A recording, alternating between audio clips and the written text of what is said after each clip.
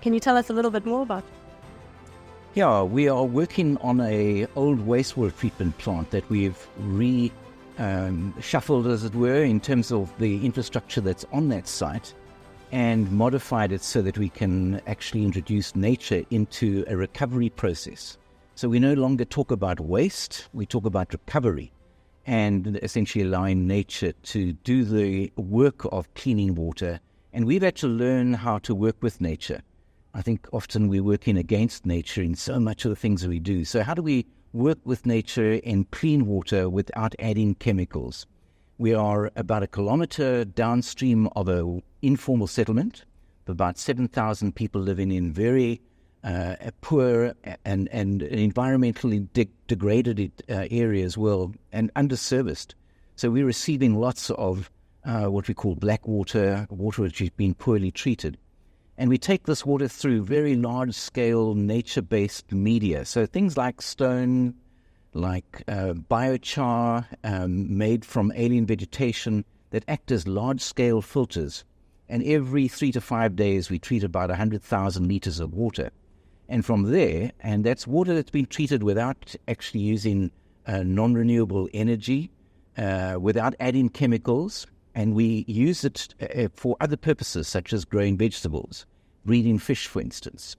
And that water then is productive water, and we try to create jobs through that. And most of all, we work in what we call a circular economy here, in recovering resources, but then also creating production so that people who live in very poor circumstances have an opportunity to learn how to work with nature and how to find markets, in local markets for the produce that they're producing.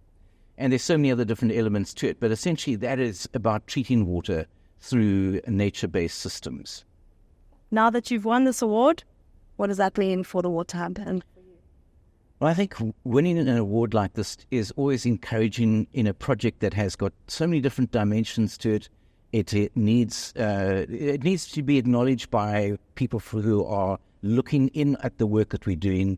We need to be held accountable for the work that we're doing.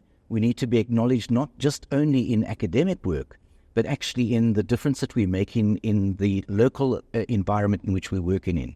And this is very much about how we decentralize our water treatment into a local area and see that it does actually support people's livelihoods, improve the opportunities for circularity, and most of all begins to inspire young people about what you can do when you start to think differently.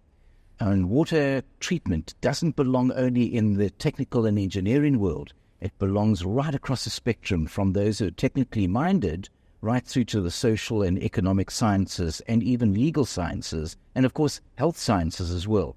And so that combination of bringing people together, and I think the award tonight just gives that encouragement that using a multidisciplinary approach that we are working with at the Hub just gives that sense of encouragement, that insight that we're doing the right thing, and hopefully we can keep this whole mission going further and improve the capacity at the Water Hub and go further beyond the factory fence, as we often say, to influence society around us more and more.